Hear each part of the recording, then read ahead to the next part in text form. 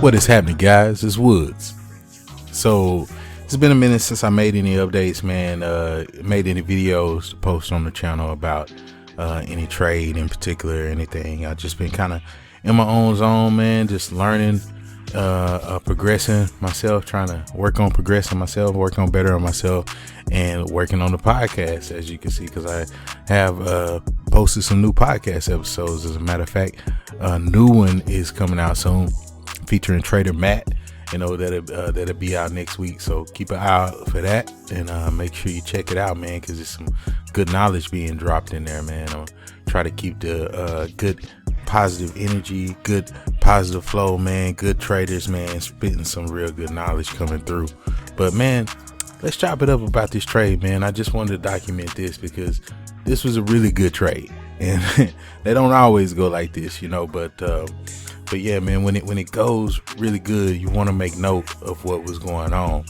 You know, there was 4 different things that I paid attention to that gave me confluence in what I was looking for. And those 4 things was paying attention to the time, where the excess it was on the DOM, who was getting impatient, which side is getting impatient, and how price acted when it got to some resistance, when it came up to some resistance. And what I was paying attention to is 8 o'clock is right around the Asian, coming into the Asian Killzone, 8 Central for me. And I know that candle is just normally just bullish out of nowhere. But if it comes into some resistance, which I had a 4-hour resistance here, 1 hour fair value gap, 1 hour bearish fair value gap that was left from the close of Thursday. And what I wanted to see was for them to sweep the low that was made Thursday and come fill in this fair value gap, which is a 4-hour fair value gap that was left, because it was originally this, but Thursday didn't complete and fill it in. So if I could see that, then I would look for prices flip and turn bullish from there, you know. So all I needed was a piece of the move. Now, if you go here and I take my measuring stick, right? So I take my measuring stick and I measure from this area all the way down to this area. I'm looking for them to fill this bearish gap and fill this bullish gap. That's 511 ticks. I don't even need all 511 ticks. You know, just give me 200-300 of them and I'm good. I'm good. You know, so on this one, I ended up getting about 337 ticks, you know, but I risked 16.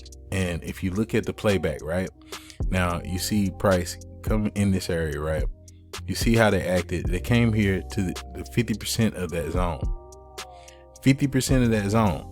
And then when it came back to that zone right at 8 o'clock, which was supposed to be a bullish bias candle, right? It came back to that zone at 8 o'clock, and you see within 15 minutes, next 15 minutes came up and price just went ahead and dropped, you know. So, and we were able to take advantage of all this drop right here, you know, all that meat of that candle, and we didn't even want it going all the way in that gap, you know. But yeah, man, let's take a look at how it played out on the playback, right? You know, so if we go back here and we look at how price was, what I was looking at was I put my entry within this excess. The excess was made at the beginning of the session, and as we start to pay attention while I'm coming around the 8 o'clock hour, I'm looking for things to switch up around the 8 o'clock hour, and I want to see which side is getting impatient, which side is taking control. And you see there are more bears active, but price is pushing up. The bulls are pushing up, and what they're doing is filling in volume on this excess that is created up here. So I wanted to get in somewhere within that excess. We go ahead, get active. Price is coming at 50% of this gap. I'm looking for them to come back to 50% of the range, and if they can break below 50% of the range, then we should get a push on down.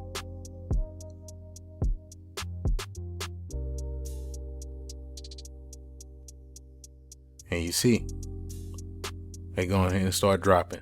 And this is right as we came into the 8 o'clock hour. I go ahead and see that there's no excess on the bottom, so I at least want them to come fill that excess. I give them just a little bit more room to breathe.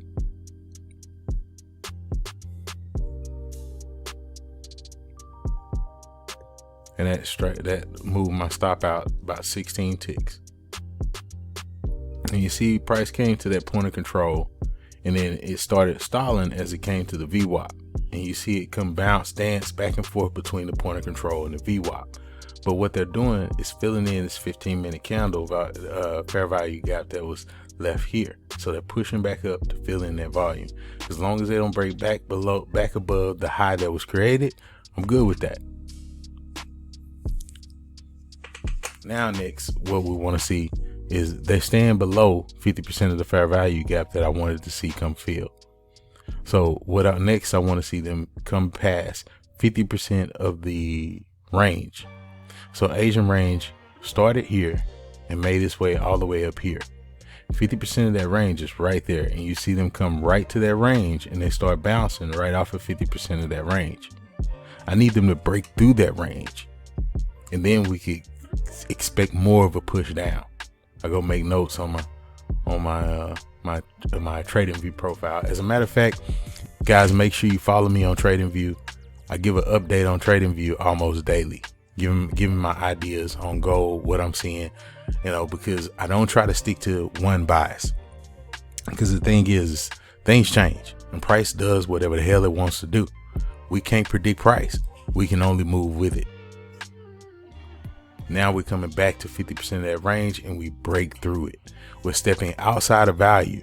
Prices came outside of value and is now accepting lower prices. We go ahead and move our stop, adjust our stop so that we can make sure that we protect some of that profit that's going on.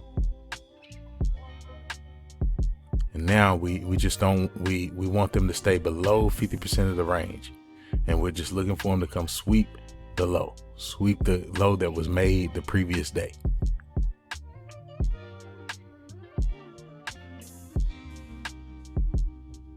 Prices accepting these lower prices.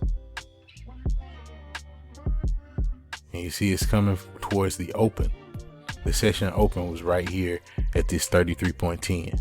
I mean 33.10. 33.10.3, I think it was. Yeah, 33.10.3. Yeah.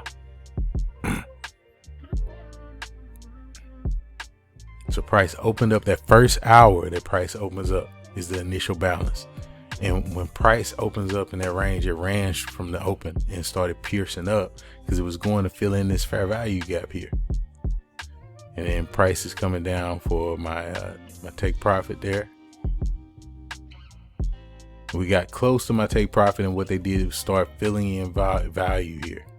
So I think what they do is they're filling in this value so that when they fill this fair value gap, and they just blow right past all of this that they're filling in right now.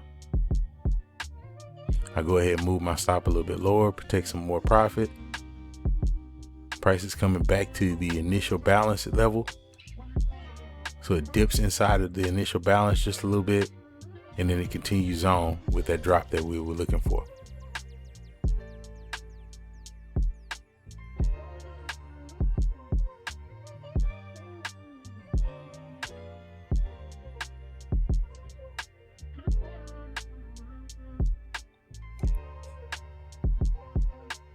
And there we go. Price had dipped inside of that initial balance for a little bit, and then it went ahead and started dropping. And now we're coming towards that take profit so that we can get out, and we call it a night. And there we go. Price busts right through it, and it continues to go ahead and fill in that fair value gap just below the previous day's low. So. But like I say, man, we can't predict price. We can only move with it. And that was one of those days where I just wanted to make note of how, we just needed a piece of the move. And then we out.